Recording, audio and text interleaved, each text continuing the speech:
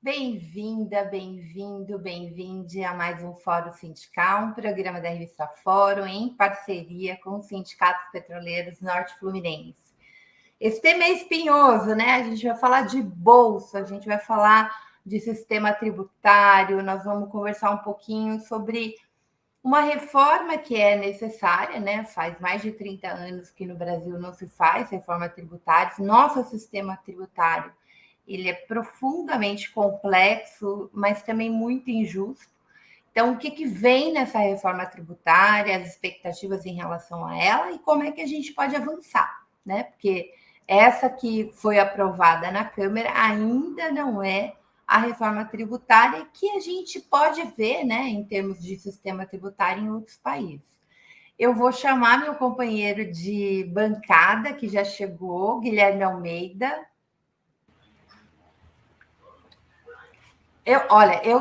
Cada hora eu invento um sobrenome para o Guilherme Cordeiro. Ele era Fonseca, não é Almeida. Almeida é o que está nos bastidores. É porque tem muito Guilherme, gente. Eu me confundo aqui. E a gente vai chamar outro Guilherme, Guilherme Cordeiro, boa noite. E o Guilherme Melo, boa noite.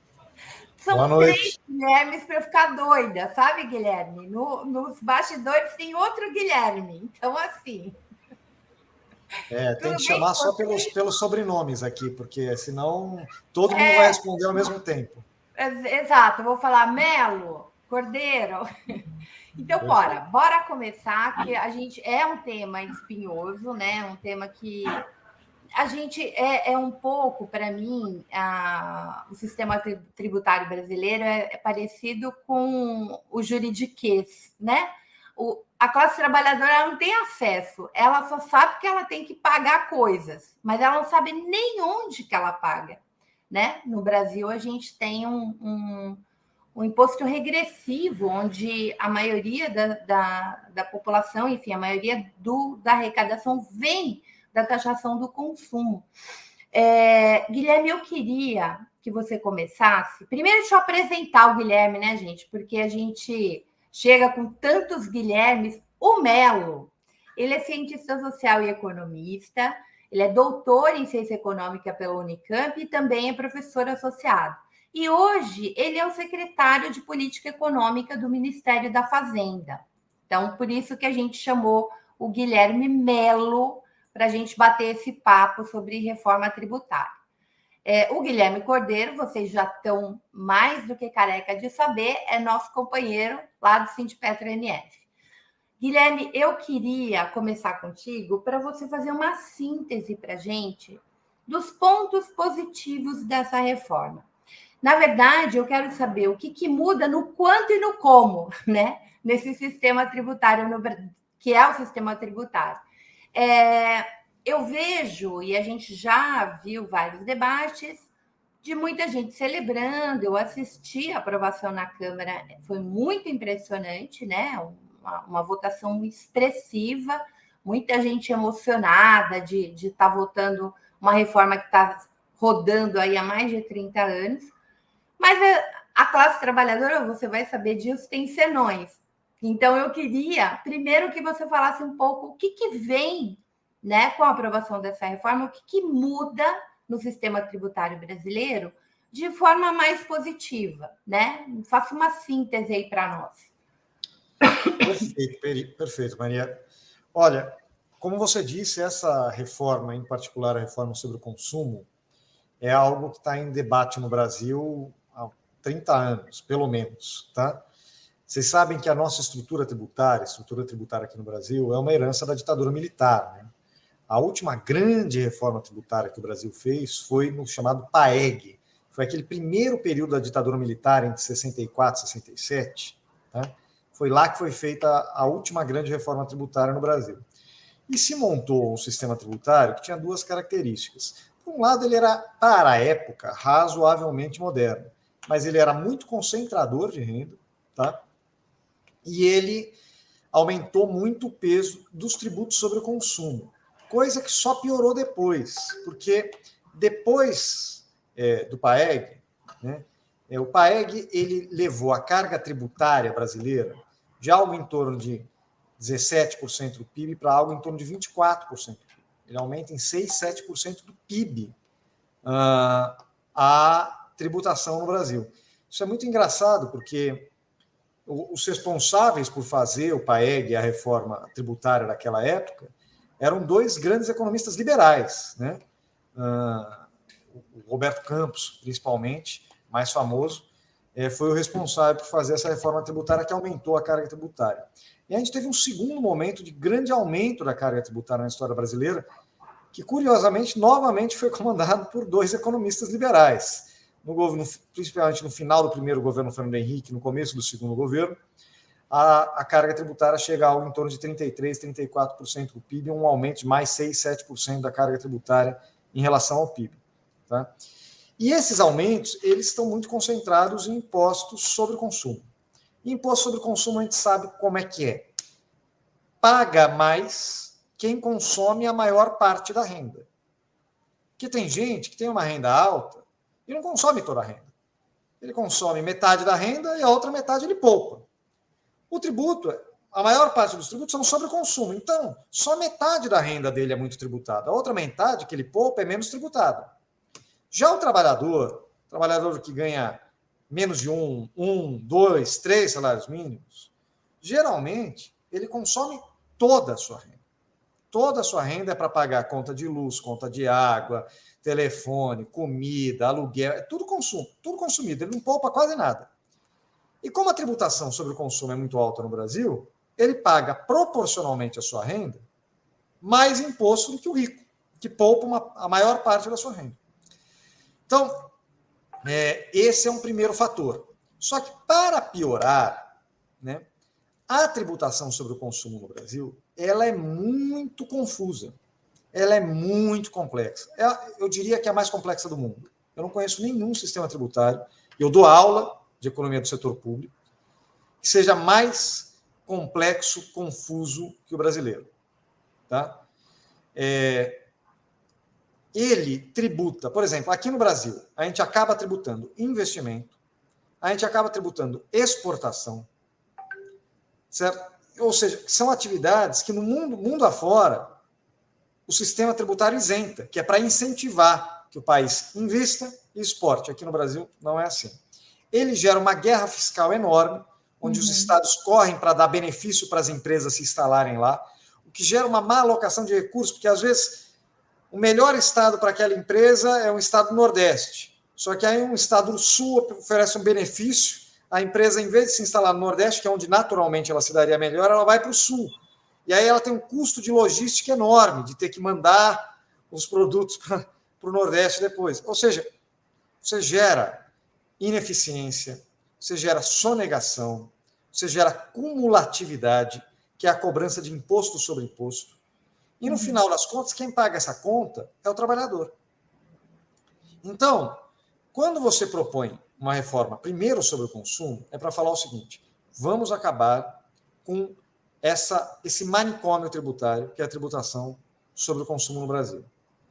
Vamos racionalizar, simplificar, parar de cobrar imposto em cascata, esse chamado imposto sobre imposto que você acaba cobrando, isentar a exportação, isentar investimento, acabar com a guerra federativa. E quem ganha com isso? Claro, as empresas ganham, mas também os trabalhadores. Por quê? Porque você, incentivando o investimento, o crescimento das empresas, etc., você gera mais emprego, mais renda, mais salário. Então, essa é a primeira perna da reforma tributária. É a perna do que eu chamaria de simplificação e ganho de competitividade. O Brasil vai ficar mais competitivo. Com isso, vai gerar mais emprego e vai crescer mais. Veja, existem estimativas que em 15 anos de funcionamento desse novo sistema, o Brasil pode crescer por volta de 12% do PIB a mais do que ele cresceria sem a reforma. Ou seja, quase que 1% do PIB ao ano a mais de crescimento do que se não tiver a reforma. Então, nós estamos falando aqui do aumento do potencial de crescimento, geração de emprego, geração de renda, de pagamento de salário da economia brasileira. Então, isso já é um primeiro passo. Agora, tem um segundo passo que o governo pretende mandar agora no segundo semestre, que é a reforma dos tributos sobre a renda. Porque aqui no Brasil, você sabe que, por exemplo, o imposto de renda à pessoa física, ele é progressivo até 30, 35 salários mínimos. O que isso quer dizer? Quanto maior a sua renda, maior a alíquota do imposto. Até 35 salários mínimos. Depois disso, quanto maior a sua renda, menor a alíquota do imposto. Menos imposto você paga.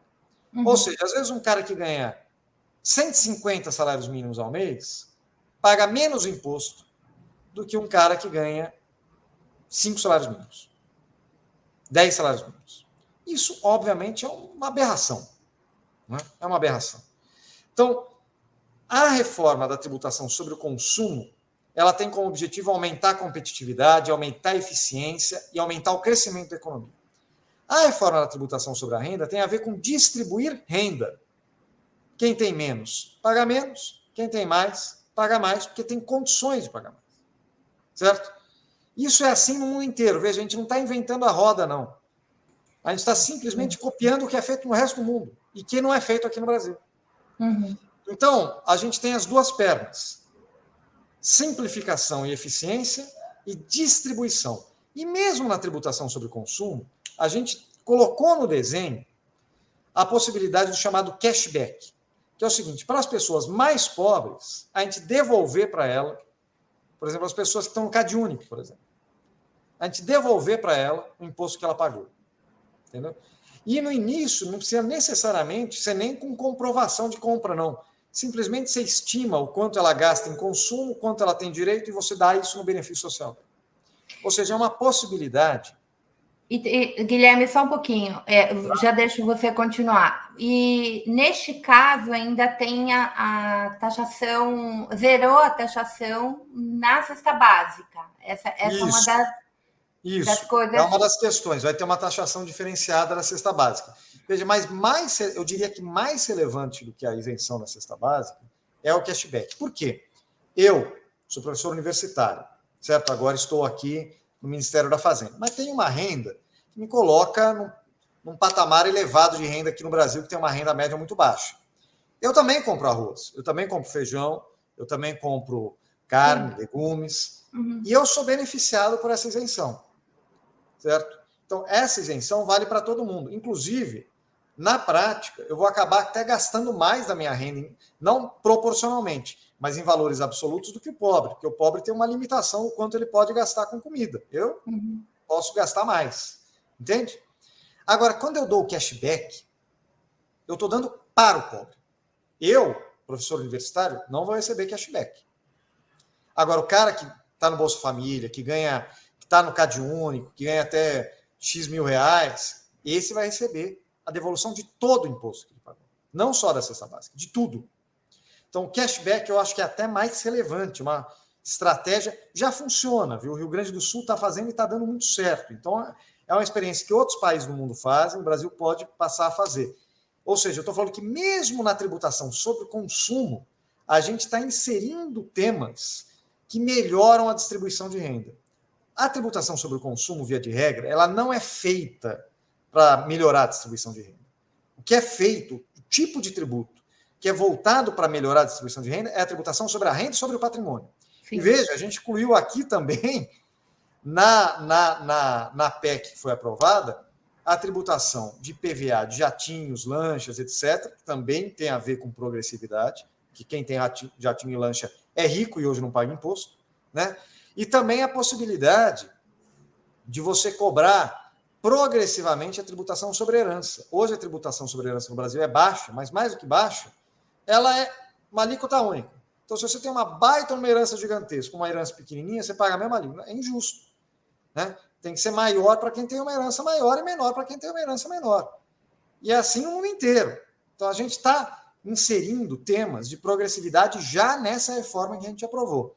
Mas a gente quer prosseguir nessa agenda de progressividade, distribuição de renda, no segundo semestre, com a discussão de tributação sobre a renda, para que o nosso imposto de renda... Eu tenho o costume, ouvir o ministro fazer essa analogia, eu vou fazer aqui para vocês, que acho que é uma analogia legal. Imagina que você vive num condomínio, um prédio, onde todo mundo paga condomínio, certo? Todo mundo paga o condomínio do prédio. Só que o cara que vive na cobertura, certo? Uma cobertura que vale por 4 apartamentos comuns, esse aí não está pagando condomínio.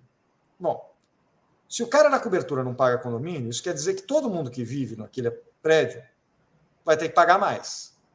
O que a gente está pedindo só é para que a cobertura, não é que expropriar, a gente não quer expropriar nada de ninguém, só que ela pague o condomínio dela, como todo mundo paga. Uma questão de justiça, certo? Porque aí, se ela pagar o condomínio dela, todo mundo vai poder pagar menos condomínio. Então, a lógica da reforma tributária e o impacto na vida do trabalhador é essa. Mais crescimento, mais emprego e melhor distribuição de renda. Se a gente conseguir aprovar essa reforma tributária, a gente vai conseguir tudo isso com um benefício a mais, hein? Que é estabilizar as contas públicas e, portanto, ter juros menores.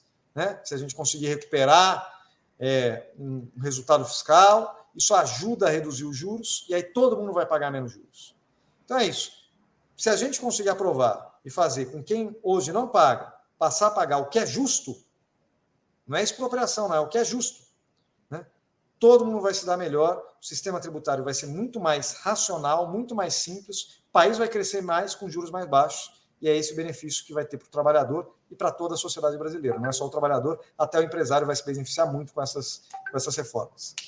A gente vê pela discussão que foi no Congresso, né?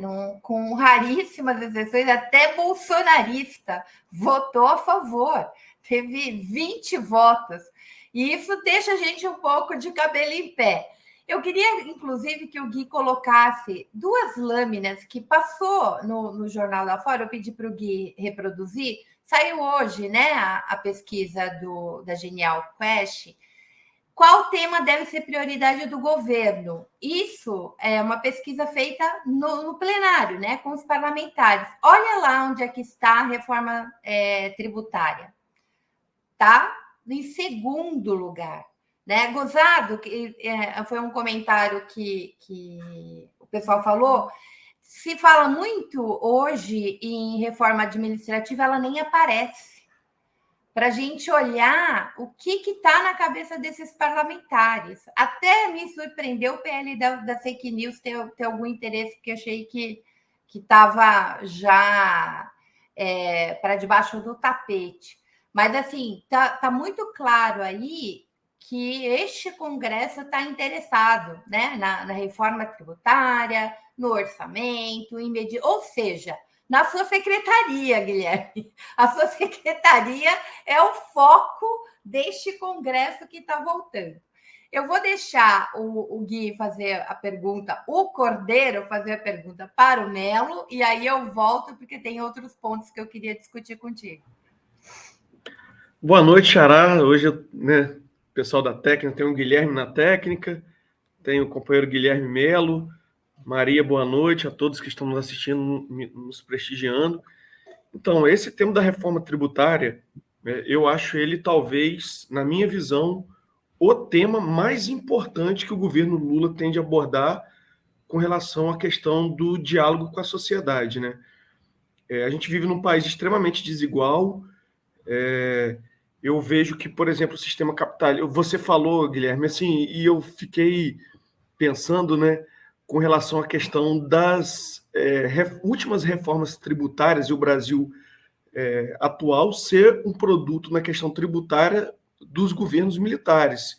Quando você fala que as últimas reformas foram tocadas por economistas liberais, eu fico me perguntando qual é o nível do liberalismo brasileiro, um liberalismo extremamente conservador.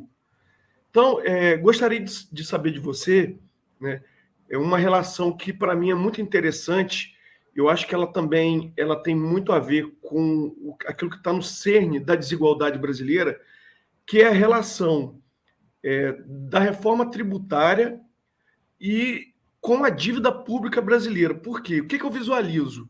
Muitas das vezes, né, é um tema que a imprensa não tem o mínimo interesse de explicar isso para a sociedade brasileira, né? Mas a gente tem um país que não taxa a sua elite, não taxa os ricos, e depois é obrigado a pedir emprestado para esses próprios ricos para tocar a máquina pública brasileira, né? E você falou a questão dos juros, os juros têm ação direta nessa questão da dívida pública, e isso é um assunto que praticamente não é tocado, cara, né? E você tem um Banco Central agora agindo de maneira independente, mas essa independência, né, ela é de quem?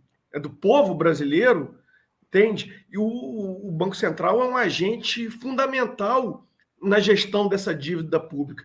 Então, eu gostaria se possível, se a gente consegue traçar um paralelo entre a reforma tributária e a questão da dívida pública. Olha, muito boa pergunta, Guilherme. Eu vou responder com uma frase que o ministro Fernando Haddad já falou. Ou quem tem dinheiro, capital, paga um pouco mais de imposto, paga, na verdade, o que não está pagando, o que deveria pagar, mas não está pagando, ou toda a sociedade vai ter que pagar mais juros. É uma escolha social. Porque, veja, o que nós estamos falando aqui? Hoje o país tem um pequeno déficit primário, né, que nós estamos trabalhando para zerar e depois recuperar um superávit, para que a trajetória da dívida passe a ser cadente, não mais crescente, como foi nos últimos anos. Perfeito. Então, nós estamos trabalhando para sanear as contas públicas, recuperar a base fiscal do Estado, que foi desestruturada nos últimos anos. Só que é muito importante dizer, dar um dado só para vocês. 2022, o número de novas desonerações, novas isenções e desonerações concedidas, cresceu 1000% em relação a 2021. Mais de 1000%. Então, no ano eleitoral se deu. Só que isso cobra um preço.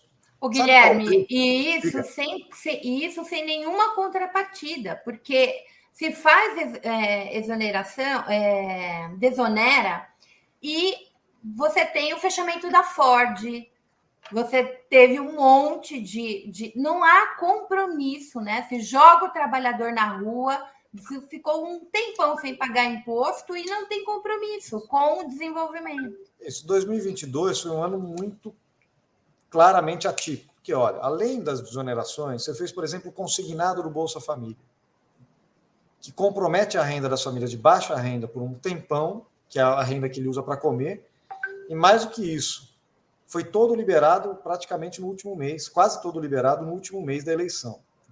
Você teve também um programa de microcrédito, que foi operado pela Caixa Econômica Federal, que hoje em dia tem mais de 90% de inadimplência. E tudo isso ficou para nós resolvermos. Tá?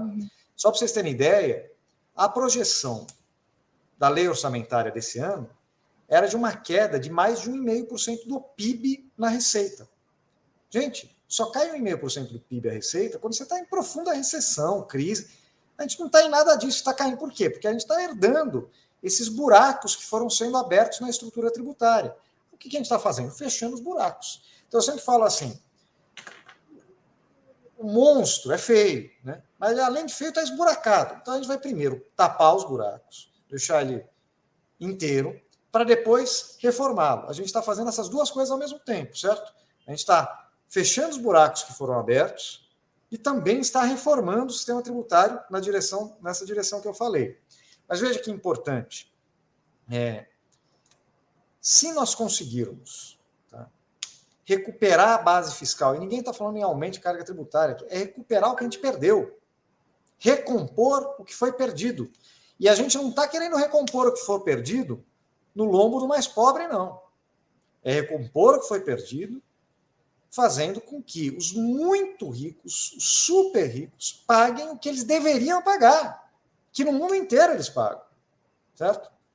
Então, é recompor a base tributária, com isso, recuperar uma situação fiscal mais sólida para o Brasil, o que vai permitir que o Banco Central reduza essa taxa de juros, que já começou agora, entraram novos diretores, o que também é importante, começa a reduzir essa taxa de juros. E o Guilherme Cordeiro falou muito bem, né? Se você não conseguir recuperar a base fiscal do Estado, você não tem como estabilizar e até reduzir a dívida pública no longo prazo. Não tem como. E aí a dívida vai crescer e os juros vão subir. E aí, meu amigo, é isso. A gente não vai cobrar do rico e ainda vai pagar para ele na forma de juros. Entendeu? É o cúmulo da regressividade, é o cúmulo da concentração de renda. O que a gente está falando aqui é o seguinte: a gente quer deixar as contas públicas equilibradas, mas a gente não vai fazer isso, como outros governos optaram por fazer, cortando da educação, da saúde, do salário mínimo, entendeu? Do Bolsa Família. A gente vai fazer isso cortando os chamados gastos tributários, que são essas distorções tributárias que foram se acumulando e que beneficiam uma parcela menor da sociedade que precisa contribuir para o país. Não é para mim, não é para... É para o país, porque se eles passarem a contribuir, a gente zero déficit, os juros caem, com os juros caindo, a trajetória da dívida passa a se estabilizar e cair também, a partir de determinado momento, o país cresce mais com juros mais baixos, gera mais emprego, gera mais renda, é bom para o empresário, porque o empresário depende da demanda dos trabalhadores, é bom para todo mundo. E é uma questão de justiça social e justiça tributária. Então, nós estamos caminhando nesse sentido, tá? Que é o de tapar os buracos, reformar o sistema tributário, fazer o país crescer mais e, com isso, permitir um aumento, uma recuperação da base fiscal do Estado, uma queda da taxa de juros e, portanto, também um menor gasto com juros do que o que a gente está vendo hoje. Guilherme, a gente, na mídia, essa mesma mídia que não fala nada, é super megafone aí das questões do mercado, fala muito de corrupção, mas nunca fala de sonegação. A gente, há um tempo atrás, os agricultores familiares lá de Santa Catarina entraram numa loja da Havan, né, para fazer um protesto, porque a Havan era uma das empresas que mais devia INSS. E a gente tem aí um monte de empresas. O Bolsonaro perdoou a dívida acumulada de megas empresas, enfim. Queria saber, dentro desta reforma, como é que se evita ou se diminui a sonegação, que essa, para mim, porque as pessoas ficam muito bravas no Brasil de pagar imposto, porque trabalhador não tem como sonegar. Trabalhador é descontado na fonte quando tem carteira assinada. E quando não tem, como é pobre, paga imposto quando come. Agora, quem, além de não pagar imposto, o rico sonega muito, né? Essas grandes empresas sonegam muito. Então, como é que a gente faz um debate com a sociedade? Eu acho que esse é um nó também. Das pessoas entenderem que a gente paga imposto, né, num estado de bem-estar social e num estado de direito democrático, a gente paga imposto para a gente financiar as políticas públicas, né? No Brasil, a gente tem garantido, subfinanciado, infelizmente, mas 2 grandes direitos que estão na nossa Constituição, que é saúde e educação. Isso é financiado, né, com o dinheiro dos impostos. Então, o povo brasileiro quer serviço público de qualidade, mas fica bravo porque ele vê grande parte da sua renda ir embora com essa taxação, com essa loucura que é o sistema tributário brasileiro, e não vê essa qualidade voltando em termos de serviço público. Então, e ninguém fala nada de sonegação. Os bancários faziam O sonegômetro. Aquilo era incrível, porque eu falava assim, meu Deus, como é que a gente torna isso popular para as pessoas entenderem? Porque isso é a verdadeira corrupção. É isto que está provocando não chegar a recursos, né, para onde deve ir, para as políticas públicas. Então, eu queria... o IVA ajuda nisso? Eu queria que você... Então, primeiro explica o IVA, para as pessoas entenderem, e me conta aí como é que vocês estão pensando em termos de mecanismos para evitar a sonegação. Então, o IVA ajuda muito, esse imposto sobre consumo, que a gente chama de IVA, Imposto sobre Valor Adicionado, ajuda muito, Por quê? Porque o imposto sobre valor adicionado, ele parte do princípio que cada elo da cadeia produtiva só vai pagar imposto sobre o valor que ele adicionou. Ou seja, ele comprou um monte de insumos, de produtos e transformou ele em alguma coisa. Sei lá, o fabricante de cadeira, ele comprou madeira, ele comprou prego, ele comprou tinta, é tudo insumo, tá? E aí ele trabalhou esses materiais e transformou numa cadeira. Então ele agregou valor à madeira, ao prego, à tinta, ao transformar aquilo numa cadeira, certo? O imposto sobre o valor adicionado faz com que ele só vá pagar imposto sobre o valor que ele adicionou, não sobre os insumos que ele comprou. Porque os insumos que ele cobrou já pagaram imposto. O produtor de madeira já pagou imposto. Se ele pagar também, de novo, imposto sobre o insumo que ele cobrou, é o que a gente chama de imposto em cascata. O insumo foi vendido para ele pelo preço da matéria-prima mais o imposto. Então, o produtor anterior já pagou o imposto. Se ele pagar de novo, ele vai pagar imposto sobre imposto. Entendeu? Então, o IVA, o que ele faz? Ele só cobra sobre o valor adicionado. Como é que ele faz isso? O produtor de cadeira vai ter que pegar a nota fiscal do fornecedor dele de madeira e falar, olha o quanto eu gastei aqui na madeira. Eu gastei R$500 de madeira, eu gastei 200 de prego, gastei 200 de tinta. Mas ele precisa dessa nota fiscal para mostrar que aquele valor ele comprou de insumo. E o quanto ele agregou de valor, ele só vai pagar imposto sobre o que ele agregou de valor. Mas ele precisa da nota fiscal. Ele precisa que o fornecedor dele emita uma nota. Então, tem um processo de autofiscalização. Entendeu? Porque ele só vai comprar madeira num fornecedor legalizado que pagou imposto. Porque se ele comprar madeira de um cara que não pagou imposto, ele não pode usar isso como insumo, como crédito, que a gente chama. Ele não pode usar o crédito. Né? Ele vai ter que pagar o imposto sobre tudo. Né? Então, o IVA ele é um mecanismo muito eficiente de formalização e fiscalização das atividades. Porque cada empresário vai pedir que o empresário que ele comprou o insumo, que ele comprou o material, venha com uma nota fiscal. Entendeu? Mais do que isso, hoje você tem muitos regimes especiais, tem muita complexidade. Cada estado tem uma tributação diferente, tem a tributação entre os estados, que cai uma alíquota para um, outra alíquota para outro, tem os benefícios tributários que os estados dão sem nenhum controle.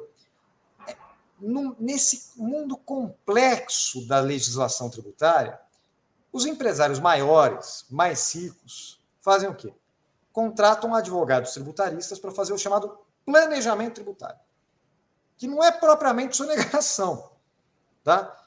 É assim, como eu posso encontrar brechas nesse labirinto para não pagar imposto ou pagar menos imposto?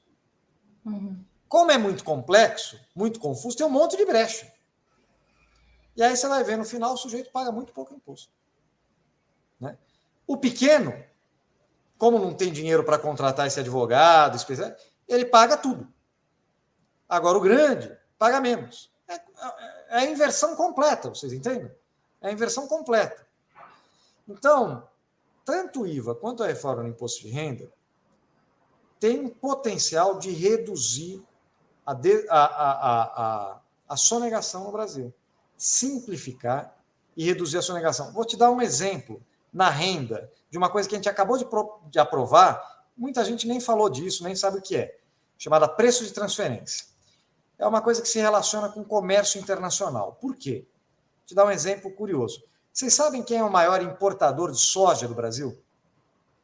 Acho que a maioria de vocês, ou dos nossos ouvintes, espectadores aqui, vão falar, é a China. País grande, importa muita soja do Brasil. Pois é, não é. Formalmente, o maior importador de soja do Brasil é uma ilha chamada Turks and Caicos. Uma ilha que fica ali no Caribe, que é um paraíso fiscal. Se realmente eles importassem toda a soja que eles falam que importam, afundaria a ilha de tanta soja que a gente colocaria lá. Por que funciona assim? Porque lá paga menos imposto. É um jeito de você driblar a tributação aqui no Brasil e pagar menos imposto. Tá? quando a gente aprova essa legislação de preço de transferência para garantir que a exportação seja feita pelo seu valor real, não seja subvalorizada e pague todo o imposto aqui, o que a gente está fazendo é só com que se faça o que é justo. Tá? Evite esse planejamento tributário. Então, as reformas que nós estamos fazendo são todas voltadas para fazer com que quem ganha muito, quem é extremamente rico, tá? Quem é, como a gente diz, os super ricos, paguem o que não pagam hoje e que eles não tenham essa possibilidade de, através das brechas que a legislação abre, deixar de pagar o seu imposto. Não, vão pagar como todo mundo na sua medida justa. Tá? E só isso, gente, só isso, só essas correções dessas distorções, tá? Já são suficientes para nós reencontrarmos nosso equilíbrio fiscal e financiarmos adequadamente os programas sociais que a gente está fazendo. Beleza. E muito possivelmente, nessa quantidade de impostos que se tem, é um negócio louco mesmo. Eu vou explorar um pouco mais isso com o Berzani, que já deve ter chegado. Isso talvez faça com que essa guerra fiscal que você falou no início diminua muito, né? Porque, assim, tem uma outra questão no Brasil que é profundamente injusto, que não é só o exemplo que você deu da logística, né? De fazer uma fábrica no Rio Grande do Sul para onde o mercado prioritário é o Nordeste, enfim, e aí a logística é ruim. Muitas vezes você usa uma região, usa e abusa de uma região e a riqueza não fica nessa região. Não fica ali. Né? A riqueza vai para outro canto. Então, como é que a gente consegue, a partir de uma... Eu gostaria de uma justiça fiscal, né? Eu acho que este é a meta que a gente precisa buscar. Mas como é que a gente faz com que, primeiro, a gente estimule, volte a estimular a reindustrialização desse país, né? De uma maneira a criar, a gerar empregos decentes. Segundo, que aquilo que foi produzido, de fato, né, faça com que a região que está também recebendo os custos, porque são custos ambientais, né, são vários tipos de custos que há, né, numa industrialização, também tenha parte desse bolo. Então, eu tenho esperanças. Eu queria, Guilherme, se o Guilherme Cordeiro tiver mais uma pergunta, eu deixo, Guilherme, porque o Berzani já está aí, eu vou chamar o Berzani e o Melo disse que só podia ficar 40 minutos. Aí a gente fala, se você não tem, eu vou para o calendário. Mas você tem? Pergunta, Gui?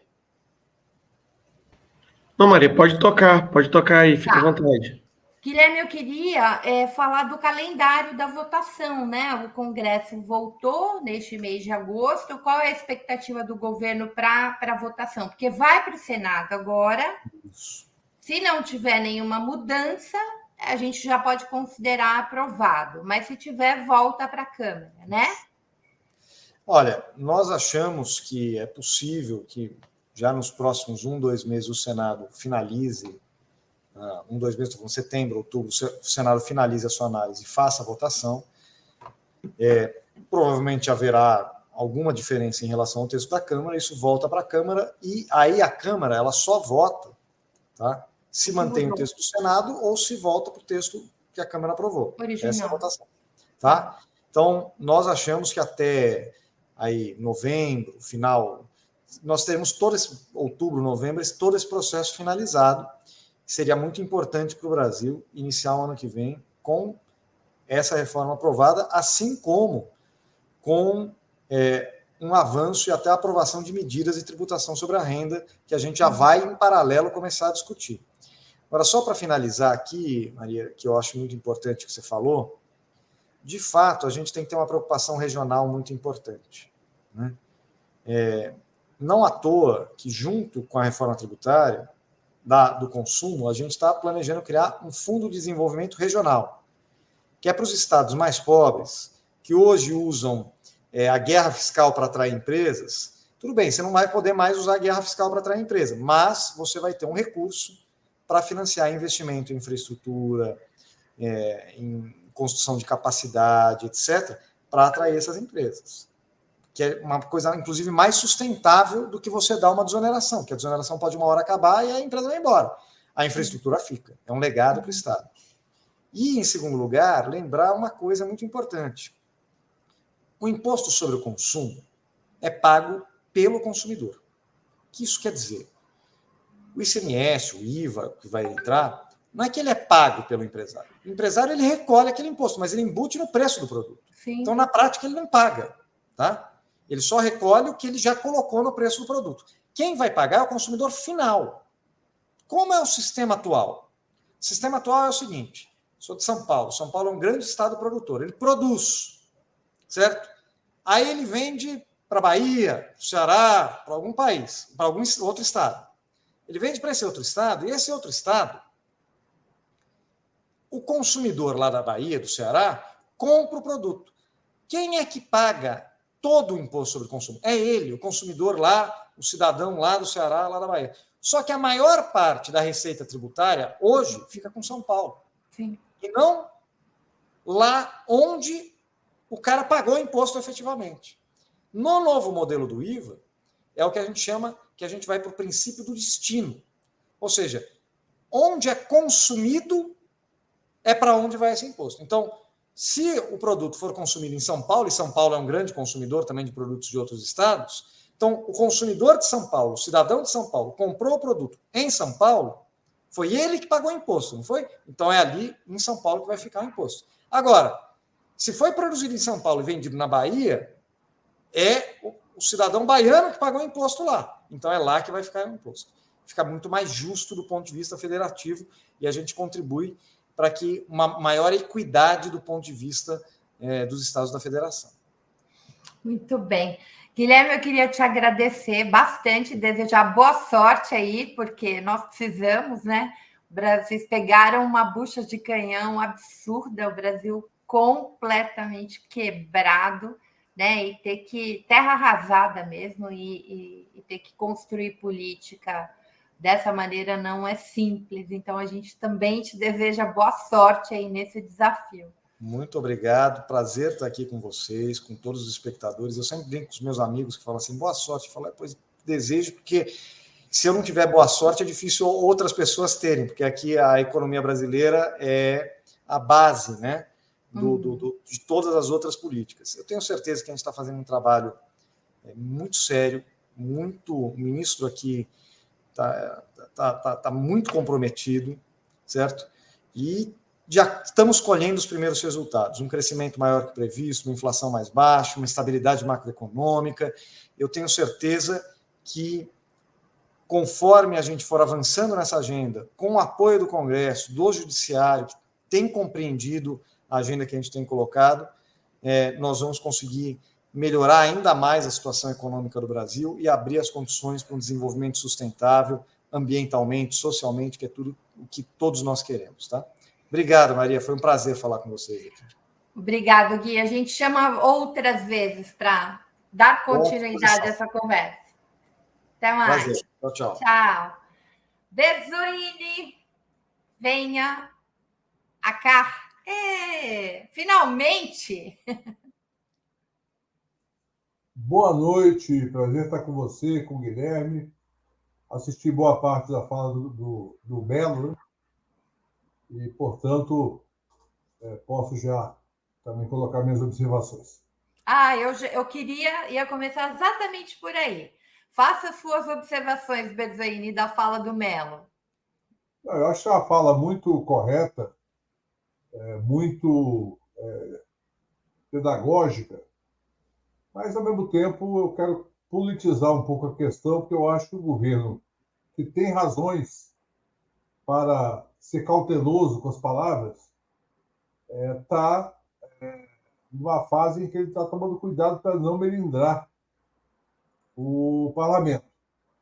E é preciso dizer com todas as letras que essa primeira fase da reforma, com dificuldades, passou na Câmara, está no Senado, o relator é muito bom, Leonardo Braga, é um cara muito habilidoso para fazer a relatoria, deve ter alguma modificação, vai voltar para a Câmara.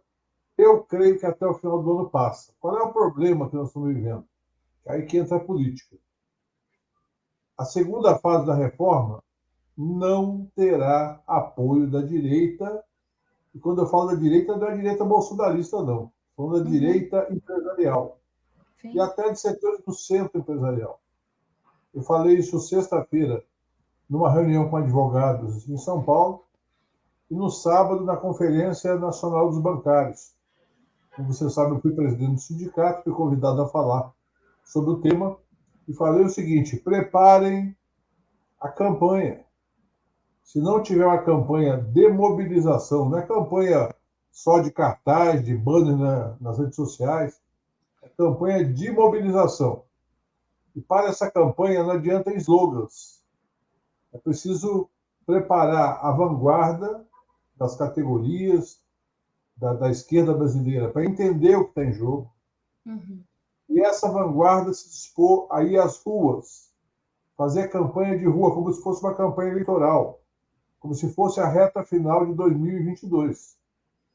Caso contrário, teremos uma reforma que atende o interesse do empresariado, em alguma medida, como disse o Guilherme Mello, atende os interesses também de uma parte da classe trabalhadora, mas que não resolve o problema do Brasil. Qual é o problema do Brasil, falando objetivamente?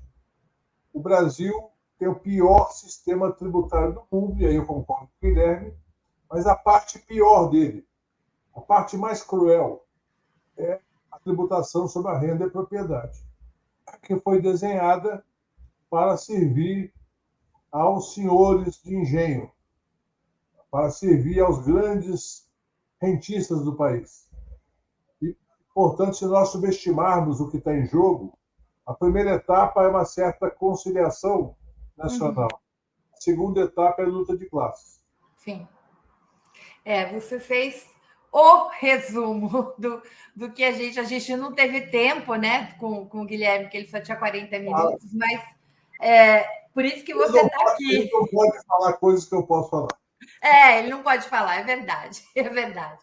Então, eu queria exatamente discutir, acho que o Guilherme também pode entrar aí, né, nesse debate, como é que. Porque, assim, essa não é uma responsabilidade apenas da categoria dos bancários. Não. Né? Essa é uma responsabilidade da classe trabalhadora organizada, das centrais sindicais. Ela precisa deixar claro para a população por que quem paga, porque paga imposto e para que serve, para que é usado imposto. Se a gente não faz, né? Olha a pandemia para mim foi um grande exemplo, Berzoini. A dificuldade que nós tivemos, né? Quase que teve que enforcar o Guedes para soltar R$600 de auxílio emergencial, quando em outros países, até com menos recursos que o Brasil, a gente viu a população sendo financiada, banco sendo taxado, né? Pagou-se a pandemia quem podia pagar, o fato das pessoas terem que ficar em isolamento social. Aqui, este governo do inelegível estimulava as pessoas a irem para a rua, culpava a esquerda, os deputados de esquerda, enfim, ao indivíduo que estava passando fome, tinha perdido o trabalho, quer dizer que a gente era pelo isolamento e nós que destruímos a economia, ou enfim, a gente já passou por essa barbárie. Mas como é que a gente faz, né? A CUT vai fazer agora um curso sobre reforma tributária, Berzoini vai ser professor, 4 aulas para explicar exatamente isso, né? Como é que é o sistema tributário, o que a reforma tributária muda, tem algumas coisas que de fato precisam mudar, porque é irracional. Aquilo que o Guilherme falou, e o Berzoini explica muito bem, né? O IVA é uma coisa, é um avanço muito grande, né? Nesse sistema que promovia uma guerra fiscal absurda, empobrecimento das regiões, sonegação e confusão, né? Uma grande confusão e um empobrecimento, porque o país não avança com esse monte e essa burocracia em cima dos impostos. E quem se sai bem é quem tem mais recursos para buscar brecha e não pagar. Então, o Guilherme deixou isso muito claro. Agora, como é que a gente faz? Aí eu quero o Guilherme também nessa conversa. Que tipo de ações? Por exemplo, os petroleiros, durante a pandemia, faziam ações com o gás de cozinha e debatia o PPI. Debatia por que estava tão caro, né? Porque a gente estava pagando um gás de cozinha, um combustível, com um preço como se fosse importado e não produzido aqui. E para quê? Para gerar lucro para acionista. E aí as pessoas compravam o gás a preço justo, às vezes fazia até doação, né, Guilherme, nos lugares mais carentes, e fazia esse debate com a população. Então, como é que a gente reaprende, Berzoini, a ocupar as ruas? Porque tem isso também. O movimento sindical, ele conseguiu, durante a pandemia, fazer algumas ações muito importantes, no sentido de abrir suas sedes, oferecer máscaras, porque a coisa estava tão feia, comida, cozinha solidária, fez o que um sindicalismo cidadão tem que fazer, né? Então, como é que agora a gente dá continuidade àquilo que nasceu lá no período eleitoral, dos comitês de luta? Como é que isso vira um grande formigueiro para as pessoas entenderem e fazer essa disputa e a gente fazer esse congresso avançar um pouco mais em relação ao pagamento das grandes fortunas? Porque, veja só, tem algo simbólico nessa primeira fase, que são os jatinhos, o jet ski, é simbólico. A gente sabe que a fortuna não está aí, mas é uma forma, né? Porque toda vez que a gente falava disso, que rico não paga imposto, a gente falava que a gente pagava IPVA no carro velho e rico não pagava no jatinho e no jet ski. Então, é simbólico, mas onde que a gente faz o rico pagar mais e como a gente faz a população entender? Queria ouvir vocês dois sobre isso. Gui, começa. Deixa o Gui começar. Começa e depois eu vou. Então, eu acho que o Berzoini, né? Eu já tive a oportunidade de conversar com ele, é um prazer imenso estar compartilhando essa live com ele. Enfim, eu acho que o Berzoini, o Guilherme, ele vem trazendo questões técnicas que são extremamente importantes, mas é bom deixar claro o seguinte: o capitalismo ele não é fluxo de capitais, né, e acumulação de riqueza. Ele, acima de tudo, ele é um sistema político. Então, quando se decide quem vai ser taxado, como vai ser taxado, por que o sistema ele é tão complexo, para deixar determinadas brechas para quem tem os caminhos de burlá-lo, tudo isso é decidido na política. Então, é importante quando o Berzoini vem e fala que nós temos que colocar o dedo na ferida. E aí, Maria, eu visualizo o seguinte: você coloca a questão do movimento sindical. Eu acho que a primeira questão, e citou os movimentos que a categoria petroleira fez, eu acho que é o seguinte: a primeira coisa é você ter discurso para falar sobre a reforma tributária. E não adianta, na minha visão, dar-se complexidade ao óbvio. Entende? Quando a gente vai falar, por que o preço do combustível está caro? E por que o gás de cozinha está caro? Você tem que falar para as pessoas mais pobres, não. Existe uma questão chamada PPI, e explicar isso da maneira mais didática e simples possível. Entende? Muitas das vezes eu visualizo que a gente não aprendeu a dialogar com as classes mais populares. Existe essa dificuldade. Às vezes, como eu falei, tenta-se dar complexidade ao óbvio, mas na questão da reforma tributária, para mim, existe uma coisa que é o pilar, que é central, que é explicar para as pessoas por que é que elas estão ficando mais pobres. Entende? É isso. Elas estão mais pobres porque elas pagam imposto e a elite brasileira não paga. Entende? Então, o papo tem que ser, como eu falo aqui para o pessoal, tem que ser direto e reto. E, além do mais, existe uma questão ideológica, uma questão moral, que o capitalismo, por uma série de questões, ele faz a gente esquecer o mundo das ideias e o mundo moral, e eu não vou abordar isso aqui, mas não explicar de onde vem esse saque, esse empobrecimento da sociedade brasileira, gera uma revolta, né, que o oprimido sente de maneira legítima e desova nesse fascismo horroroso que a gente vê, inclusive as classes populares imerso nele. Então nós temos um desafio imenso, mas também temos sim uma grande oportunidade. Por quê? Parte da classe popular mais inteligente também, parte da classe média, eu acho que viu a tragédia que foi o governo Bolsonaro, né, e se atentou por conta disso. Eu dou um exemplo aqui, cara. Reinaldo Azevedo, que era um jornalista, uma figura da classe média, que mudou o discurso, e isso é um processo de aprendizado. Entende? Então nós temos aí um desafio imenso. Eu quero muito ouvir o Berzoini com relação a isso.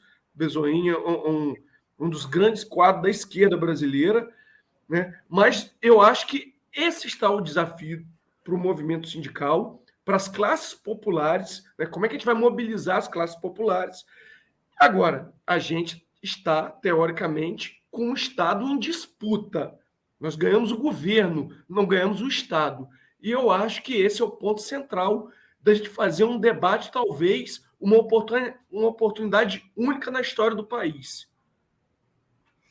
É isso, Guilherme. Na verdade, eu queria começar por onde você começou.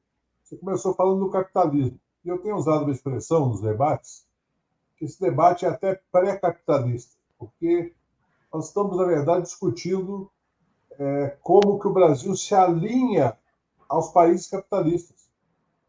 Eu usei o exemplo sábado, lá na quadra dos bancários, que os Estados Unidos têm uma tabela de imposto de renda que a alíquota maior, que é só para quem ganha muito, é de 37%, e o Biden quer aumentar para 39%.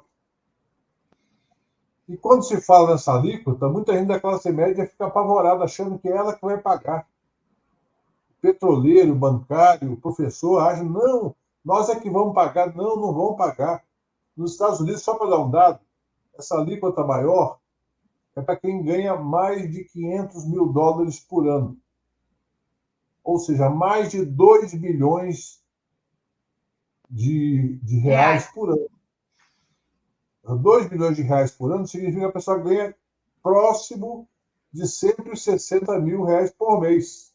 Acima disso, né? Não é abaixo disso. Acima disso. Na Inglaterra é 45%. Uhum. Em Portugal é 42%.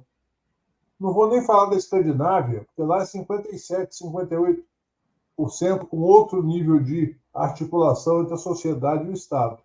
Bom, dito isto, nós temos um argumento muito forte. Mostrar que a nossa desigualdade, além da herança da escravidão, além dos problemas fundiários, além de várias outras questões importantes, a nossa desigualdade vem muito do sistema tributário. E o Brasil já teve sistema tributário melhor. Quem reduziu de 35% a alíquota máxima para 25% foi do governo Sarney. E o Fernando Henrique manteve depois da crise da Ásia, em 97, ele fez essa alíquota adicional de 2,5%, que foi para 27,5%. Mas é o problema que o Guilherme colocou, o Guilherme Melo colocou mais cedo.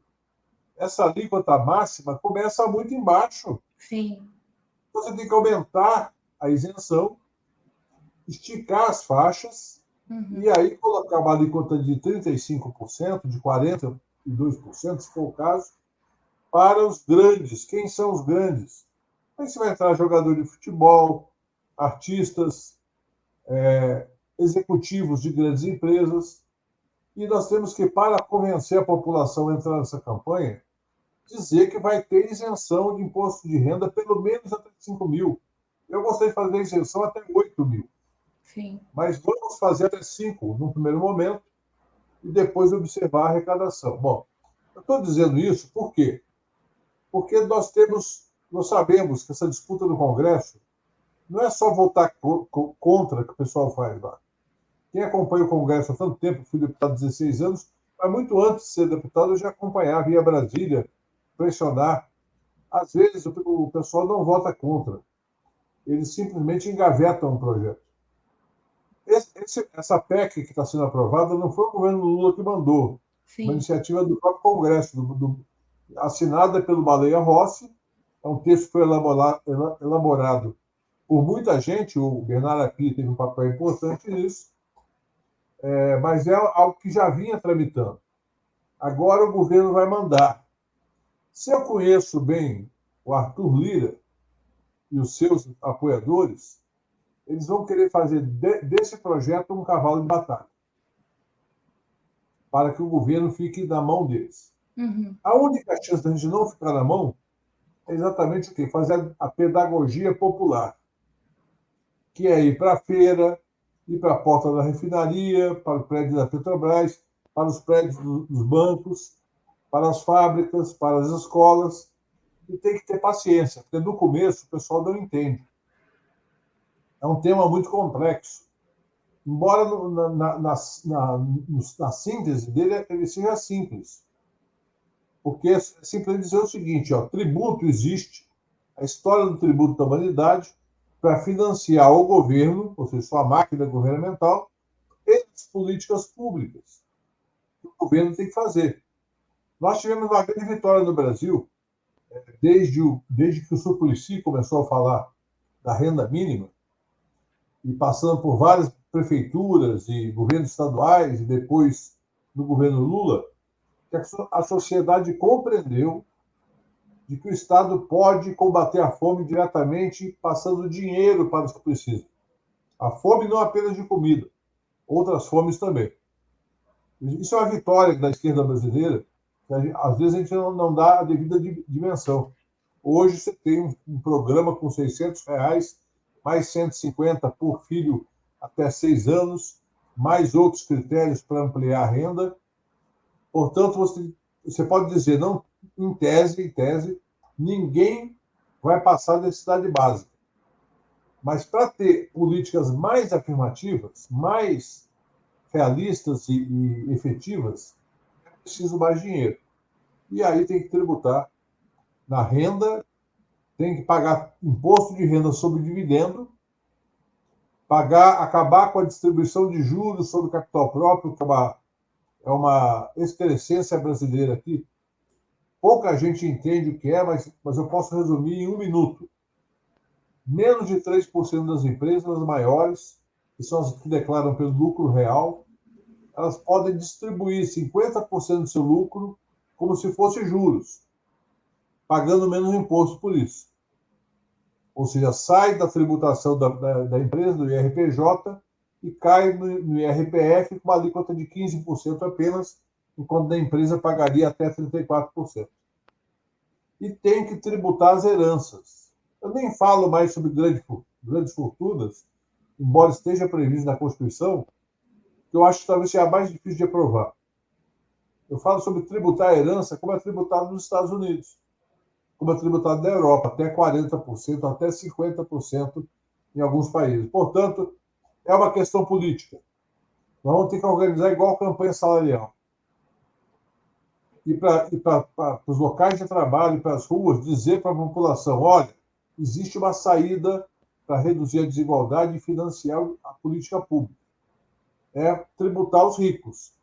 E os ricos, a partir do imposto de renda da pessoa física, com dividendos, acabar com a distribuição de juros sobre capital próprio e uma nova política para as heranças, para que nós possamos ter, pelo menos, a tributação das grandes heranças.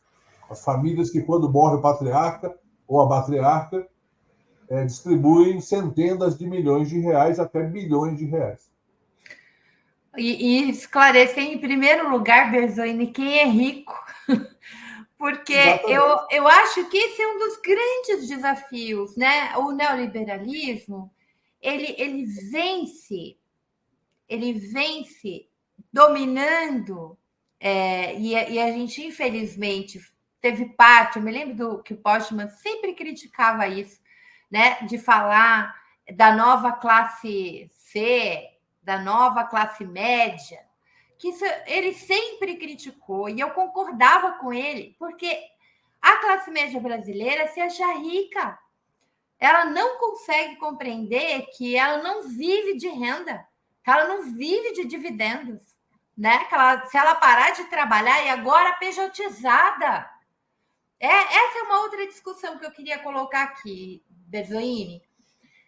A gente tem, há um tempo atrás a gente conversou e você dizia assim, tem poucos trabalhadores por aplicativo tal, né? Daí vem o governo Bolsonaro e a gente viu a quantidade de gente que aumentou. Um dia desse, a minha filha me contou uma história que eu fiquei barbarizada. Ela estava andando de bicicleta ali na Faria Lima, ela encontrou uma cadeirante. E o que eu vou contar agora, gente, é uma coisa dolorida demais. Mas a cadeirante vira para ela e fala assim: estava com um cobertor. Ela falou assim: você tem uma roupa para me doar? A minha única calça molhou, eu tô só de calcinha aqui. Eu quero ter um pouco de dignidade. A minha filha falou assim: olha, minha casa não está muito longe daqui, mas eu precisaria ir lá para pegar, etc. Tal. Ela combinou com a guria. E a minha Marina, sim, olhando a situação dela, falou assim: você sabe ler e escrever? Ela falou assim: eu tenho curso universitário. Eu já fui professora, eu era do Rio de Janeiro, vim para cá, fiquei desempregada, enfim. Olha a situação que o Brasil chegou. Sim. Né? Ela virou motorista de iFood, alugava, como uma boa parte deles fazem, se acidentou e não tem nenhuma seguridade. Zero. Está na rua, conseguiu uma cadeira de roda, gente. Eu já vi inúmeros casos assim. Inúmeros. A gente tenta ajudar da maneira que dá, mas é para reduzir uma carência no limite.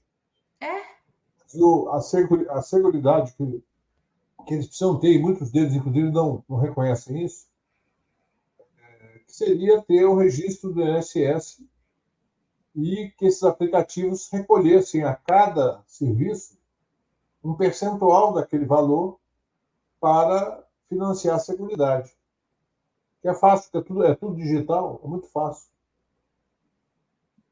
Mas isso que você está falando, Maria, é importante a gente saber que a reforma tributária do consumo, por mais importante que seja, e por mais que ela possa estimular a economia, ela não ataca esses problemas. Sim. Ou seja, nós precisamos combater a pejotização, e isso não é difícil, desde que se estabeleça o quê? Quando você estabelece que o dividendo é tributado, você vai, no caso das pessoas que se transformaram em empresa, elas vão ter que pagar também. E aí desaparece a vantagem ilusória de virar PJ para pagar menos. E o Ministério do Trabalho tem que fazer uma ampla campanha de fiscalização. E moralizar o MEI, porque o MEI foi uma coisa criada para um objetivo. Correto, eu participei da criação na época como ministro da Previdência, acompanhei o grupo de trabalho da Casa Civil, o ministro da Casa Civil era o Zé Dirceu da época. Só que ele foi criado para quê? Para formalizar a manicure, formalizar a pequena vendedora de salgadinho da periferia, e hoje as empresas estão chamando as pessoas, dizendo assim: você tem um trabalho para você, desde que você seja MEI. Ou seja, a pessoa não é MEI. É um processo empresarial organizando uma falsa formalização. Então, tem que haver essa ação combinada do Ministério do Trabalho com uma legislação mais dura em relação à fraude trabalhista. Agora, os trabalhadores pejotizados, a imensa maioria que eu conheço foram pejotizados. Eles não querem ser, eles têm saudade. Vou contar uma história. Nos anos 90, eu cheguei na TV Bandeirantes para dar uma entrevista. Eu era secretário-geral do sindicato. E aí eu cheguei lá para dar uma entrevista, o pessoal da Bandeirantes me conhecia, né, os funcionários. Naquela época, a imprensa, a chamada grande imprensa, cobria o sindicalismo, hoje não cobre mais. E nós eu entrei na Bandeirantes, o pessoal veio tudo conversar comigo. Eu não entendi, né? Por que aquele interesse dos trabalhadores? Não, seu Bezoini, é que a direção da TV, falou que só vai ficar quem criar a empresa. Aí. É câmera, iluminador, que é chamado Cabo Man, né? Que carrega o cabo e instala as coisas, dos anos 90. Houve a denúncia, o sindicato de jornalistas foi para cima e ela reverteu o quadro. Mas hoje, em várias áreas do jornalismo, você tem jornalistas assalariados, que eram assalariados, e Tudo viraram pejotizado. Não, e você tem isso, Berzoini, em inúmeras áreas, em inúmeras áreas. Então, e a imensa maioria dos trabalhadores, sabe, eles não tem estabilidade, porque não tem nem vínculo, né, direto, tem que arcar com o INSS. Antes tinha, quando estava na empresa, tinha parcela de plano, pagava uma parte, etc. Tal, não tem. Então, quando ele perder aquele contrato, não tem férias, não tem 13º, não tem participação de lucro, não tem nada. Tem nada, só tem na verdade, o pejotizado, a carga de imposto dele, inclusive, precisa ser revista, porque quem está no Simples Nacional emite uma nota, emite um documento, mas paga um monte de imposto fracionado ali, né? E um imposto alto, porque a carga é isso: o indivíduo, antes, dividia a sua contribuição com o INSS com a empresa, tem que arcar tudo, ele não divide mais, enfim, não vai ter nem não vai ter sequer, gente, auxílio-desemprego. O indivíduo não tem quando está pejotizado. É uma desgraceira o mundo da classe trabalhadora quando ela é pejotizada. Fica muito inseguro. Ô, Gui, você tem uma pergunta para o Bezoini? Então, Bezoini, você falou uma questão que eu acho extremamente importante, que é a questão da mobilização social num segundo momento para as lutas que virão da reforma trabalhista, que da reforma tributária. Da reforma tributária. Da trabalhista também, a gente tem que lutar. A trabalhista, e tem outra reforma que eu acho imprescindível, que é uma reforma sindical. Os sindicatos hoje estão num momento extremamente vulneráveis. A realidade dos sindicatos no país ela é assim, alguns sindicatos beiram a extinção. Então, eu gostaria de saber do Bezoini algumas sugestões, como mobilizar a classe trabalhadora, tendo em vista a situação vulnerável dos sindicatos hoje, e porque visualizo eu que nesse futuro próximo, que será essa disputa que existirá na sociedade brasileira, você vai encarar uma máquina gigantesca, que é a da grande mídia, financiada pela elite brasileira, né? E que a própria mídia tem interesse que essa reforma não ande, tendo em vista que ela pode, de certa forma, minimizar essa desigualdade na questão da tributação dessa própria elite. Exatamente, eu tenho certeza. Eu conversei com alguns empresários, com relações profissionais e tal, e todos eles, sem que eu perguntasse, eu não perguntei nada, eles que fizeram questão de dizer, sabendo que eu fui ministro do governo Lula, do governo Dilma e tal, achando que podia mandar algum recado. E esses empresários disseram assim: olha, fala para o presidente não mexer muito com essa coisa de dividendo, não, porque isso daí vai dar muita reação, quase como se estivesse aconselhando. Na verdade, eles estão preocupados por quê? Vamos imaginar o seguinte: um grande acionista do Itaú, quando sai o balanço lá que o Itaú lucra, como esse semestre, esse trimestre, lucra 8 bilhões de reais, lá distribui para os minoritários, paga imposto e tal, paga o imposto da empresa, né? Ele vai ficar para ele lá 1 bilhão de reais. Se ele tiver que pagar a mesma alíquota que um trabalhador de classe média paga, ele vai pagar 200 milhões num trimestre, 800 milhões no ano. Você pode falar, não, mas é muito dinheiro para pagar de imposto, mas eu cabe a ele, efetivamente, por uma justiça tributária. Então, você imagina, esse pessoal vai fazer campanha, vai ter gente escrevendo artigo em jornal dizendo que é um absurdo fazer isso, e ninguém vai lembrar que os Estados Unidos cobram, que a Inglaterra cobra, que a França cobra, que a Argentina cobra.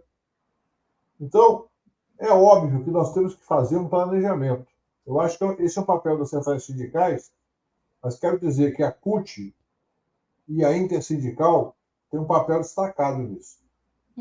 Que são as centrais que têm mais combatividade. As outras têm vínculos partidários que nem sempre ajudam nesse tipo de tema. Então, qual é o planejamento que eu imagino? Eu acho que o Guilherme Melo está otimista. Eu acho que eles vão cozinhar a reforma sobre o consumo até o final do ano. Portanto, a reforma sobre a renda será só em 2024. Em 2024 tem eleições municipais. Então, nós temos uma dupla oportunidade. Primeiro, temos o tempo do segundo semestre para preparar os sindicalistas para fazer isso que o Guilherme Cordeiro falou, que é ter argumentos simples, pedagógicos, não ficar com questões técnicas. Vamos falar o exemplo do pãozinho, o exemplo do remédio, o exemplo da família que tem 5, 6 filhos e quer dar uma educação melhor para os filhos. Vamos usar a pedagogia popular. E, a partir dessa discussão, ir efetivamente para as ruas. Eu tenho a convicção de que não haverá reforma sobre a renda, ou será uma reforma pífia, se nós não tivermos mobilização. E esse planejamento tem que ser assim. As categorias mais organizadas e mais estruturadas, inclusive do ponto de vista material, como bancários, petroleiros, professores do Brasil inteiro, metalúrgicos de algumas regiões, outros profissionais que têm essa capacidade de organizar, nessa hora temos que ter a solidariedade de classe. De certa forma, bancar aqueles que não têm capacidade. A reforma trabalhista que você citou, ela é um exemplo concreto. Nós, quando fomos resistir, em 2017, não havia uma articulação. Eu participei de muitas reuniões, participei de seminários, debates. Eu dizia, não adianta cada categoria tentar se defender. Se não tiver uma união geral, nós não conseguimos sequer mitigar os efeitos mais perversos. E foi o que aconteceu. Então, eu creio que está na hora mesmo da Central fazer um planejamento, a direção da Central pensar do ponto de vista estrutural, imaginar que tem que ter um calendário bem organizado, com as diversas etapas de uma campanha, vai virar um tema popular, um tema que tem que ser discutido no boteco, na igreja, seja católica, evangélica ou de matriz afro, tem que ser discutido nas escolas, nos locais de trabalho, para que as pessoas façam, nós só queremos ser iguais ao resto do mundo. Só isso. Não é uma proposta bolivariana. Pode ser até uma proposta norte-americana ou britânica. Porque os sistemas deles, que são ultracapitalistas, são melhores que nós. É a mesma coisa que a gente falava, Berzaini, quando a gente já discutia democratização da comunicação, né? Era só a gente olhar para os Estados Unidos. Já não precisava ser para a Argentina, olha para os Estados Unidos.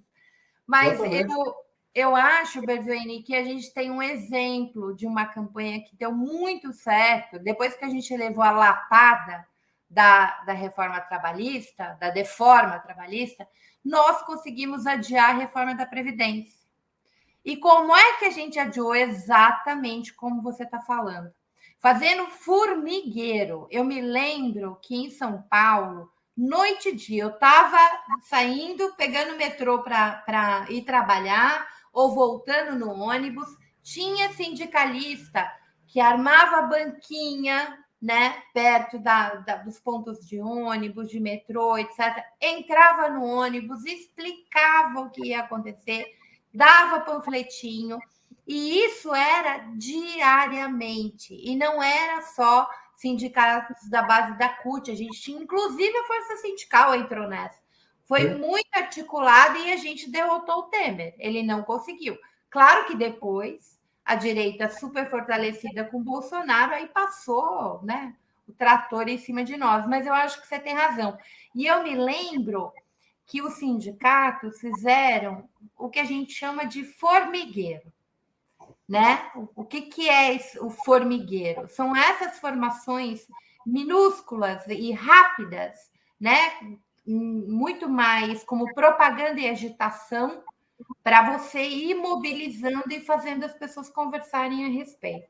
E aí, quem tinha mais tempo fazia um seminário, explicava melhor, tal, mas o que era necessário era fazer as pessoas conversarem e entenderem o que estava em jogo. E eu acho que a saída, para mim, está relacionado, primeiro, a explicar o que é riqueza, porque a classe média brasileira acha que é rico. Então, a gente fala, quem é rico no Brasil? Acho que a gente tem que dizer, quem é rico? Quem é rico? Olha quanto rico ganha. Não é você. Não se trata de você. A segunda é associar aos serviços públicos, né? A dizer, a gente tem que exigir a melhora do serviço público, mas ele precisa ser financiado. Né, esse Congresso derrubou a CPMI, que era talvez um dos impostos mais progressivos que a gente tinha e que evitava a sonegação, a CPMF. Eles celebraram, pularam quando derrubaram, tiraram 40 bi do SUS. Passou, viu o detalhe, passou na Câmara e caiu no Senado. Então, a gente precisa deixar muito claro quem é rico e por que a gente não tem serviço de qualidade. Porque está se subfinanciando com sonegação. Acho que tem que voltar o sonegômetro, né? Os bancários são bons nisso, a gente tem que mostrar para as pessoas como está se sonegando e fazer esse debate. Eu acho que a gente tem, você tem razão, tem um calendário aí que eu acho, Berzani, que talvez, se não mudar muita coisa, novembro se aprove, porque há também uma pressa no Congresso nessa primeira parte da reforma. Eles conseguem perceber, principalmente a simplificação. Então, eles têm interesse nisso. Agora, você tem toda a razão. A segunda parte da reforma, sem pressão, a caneta não vai mexer. Você sabe que existe uma pressão contra essa fase da reforma, fase atual, que é do setor de serviços. Tirando aqueles que conseguiram as exceções, a verdade é que o setor de serviços vai pagar mais imposto com essa regra. Por quê? Porque hoje o setor de serviços só paga ISS e PIS/COFINS, não paga ICMS. E com esse novo modelo, vai pagar o IVA. Então, quem paga, na verdade, é o consumidor do serviço, não é a pessoa que opera. 80% ou mais das empresas de serviço estão no Simples. E é bom esclarecer para as pessoas que o Simples não vai acabar. O Simples continua, ou seja, para quem está no Simples não está mudando nada. Para quem está fora do Simples, vai mudar. Então, quem que é? São os grandes tubarões do setor de serviços que estão reclamando. Esse pessoal vai jogar para segurar a reforma lá no Senado. E são grandes e são ricos. Outra questão importante também que é bom ressaltar. Por exemplo, você está falando de um Avan da vida, de um... De serviços. Porque o comércio já paga, já recolhe. Então, vamos sempre repetir isso. Quem paga imposto é o consumidor. Sim. No consumo, é o consumidor. A empresa não paga imposto. Ela passa, ela repassa. Ela simplesmente tem a obrigação de recolher. A empresa do comércio, por exemplo, ou da indústria, ela tem a obrigação de recolher, mas ela embute no preço e passa para o consumidor. Então, quem vai, de fato, chiar são grandes empresas do setor de serviços. Dá um exemplo, Não Berzoini. é qualquer serviço que você consuma. Se você for, vou dar um exemplo para você, se você for numa rede de farmácias que, além da parte comercial, faz algum serviço, o pequeno, se for uma farmácia isolada, ou 2 ou 3, pode estar no Simples. Uma grande rede vai estar no IVA, diretamente. E outros serviços parecidos. Por exemplo, oficina mecânica. Uma pequena oficina mecânica, ou 2, estão no Simples. Uma grande rede de concessionárias de carro, ao prestar o serviço, não vendeu o carro. Ela vai ter uma carga tributária aumentada. Então, tem serviços de terceirização de mão de obra, por exemplo, vai ter um aumento da carga tributária. Agora, isso vai ser compensado pela redução da carga tributária da indústria. Uhum. Por exemplo, no Brasil, o pessoal reclama do preço do carro, mas os carros do Brasil têm até 40%, às vezes 45% do carro é imposto. Com a reforma tributária, no IVA, ele vai estar da alíquota padrão, 25 ou 27%. Então, o preço de carros domésticos vai cair com a reforma. É a parte boa da reforma. Então, é importante a gente saber disso, que vai ter ainda muita atenção no Senado. E eu vou cravar, viu, para vocês me cobrarem depois. Eu creio que a tática do Lira vai ser não deixar começar o debate da renda esse ano. Primeiro que tem o princípio da anualidade, ou seja, você não pode aumentar imposto dentro do próprio ano.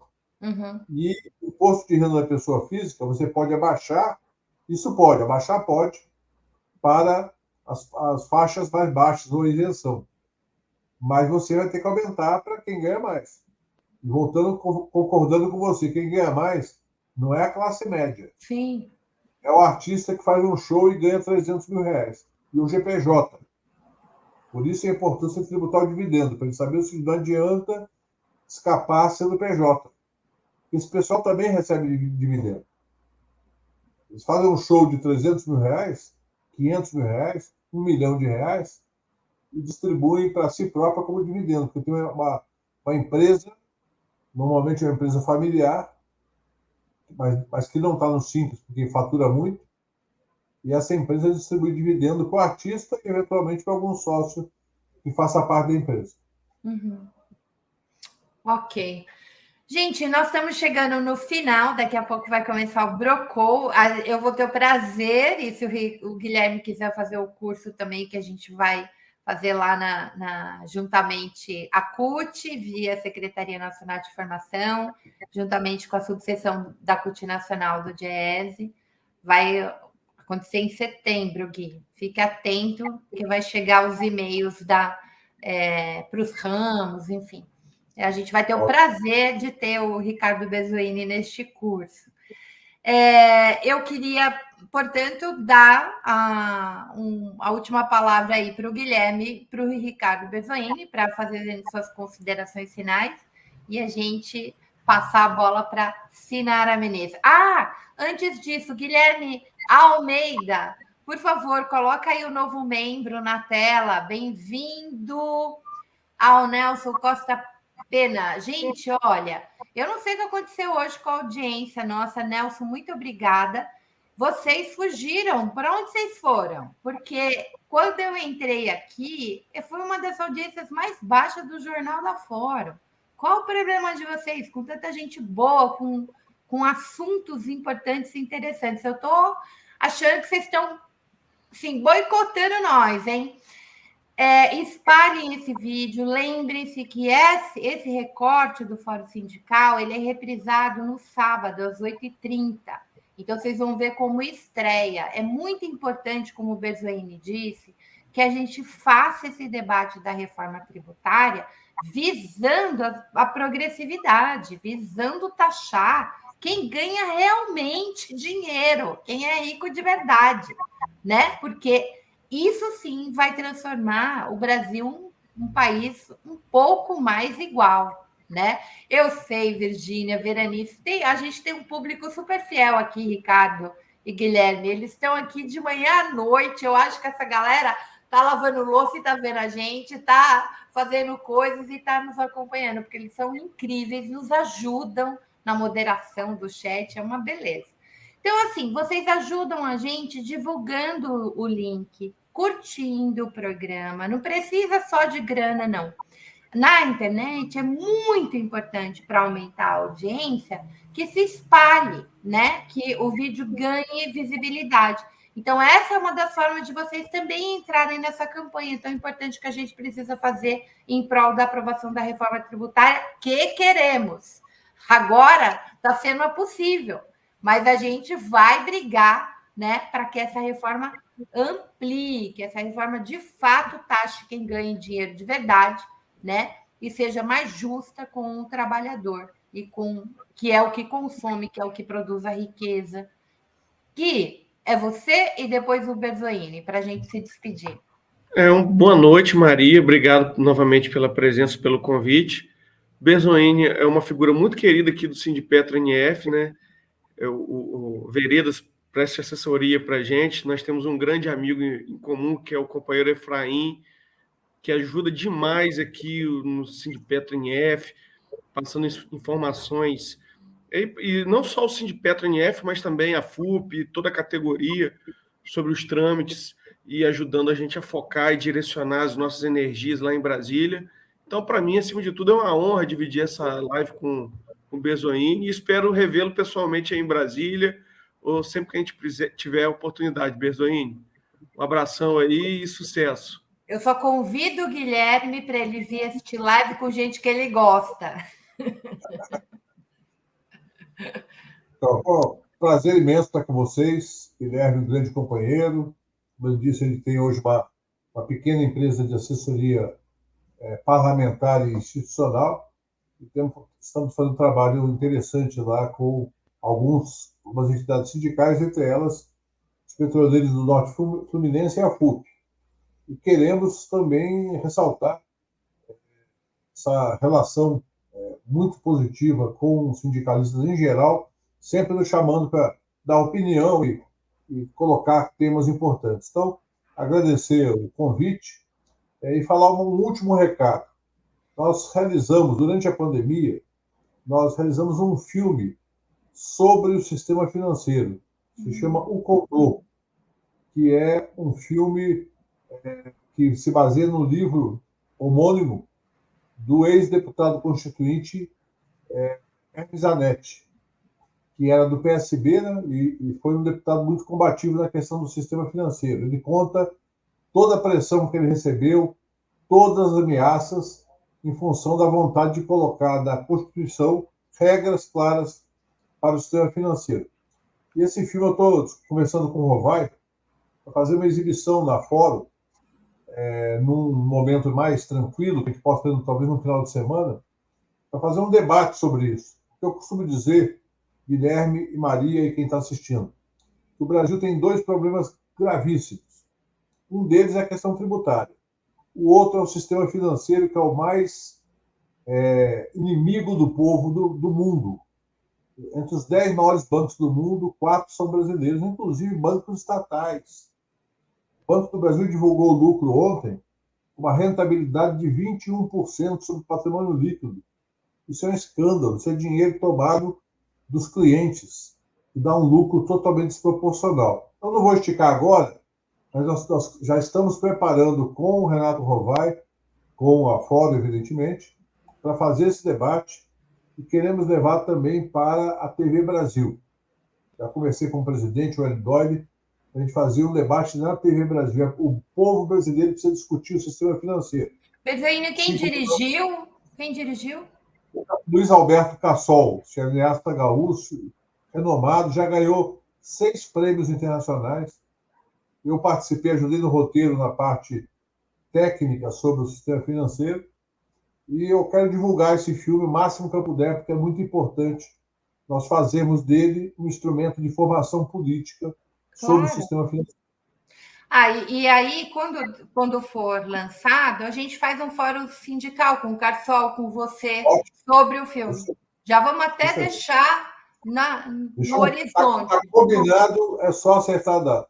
Tá bom, fechado. Porque assim, a gente trouxe semana passada o Tendler aqui, Silvio Tendler, que é o craque. Né? Que é o craque, que faz um documentário atrás do outro, analisando a conjuntura para nós, nos ajudando a entender, né, este país.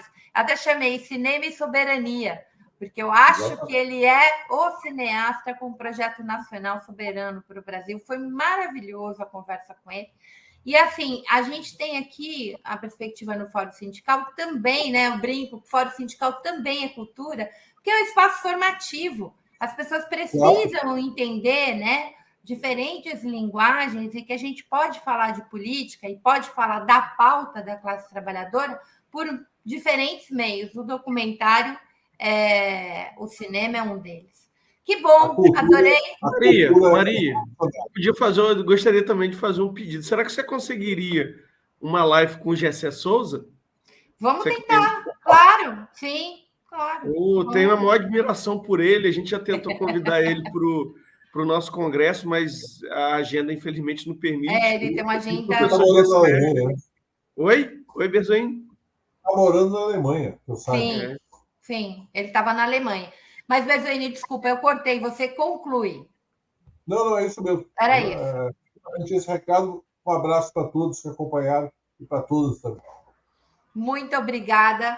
E para quem nos acompanhou até agora, firme e forte aqui, divulguem nosso link, curtam o vídeo, chame mais gente, porque nós vamos ter a grande batalha da reforma tributária, minha gente. Essa é uma batalha popular. Se a gente quiser escola boa, quiser saúde decente para toda a população, a gente precisa que esse recurso venha de quem tem, de quem lucra em cima do nosso trabalho.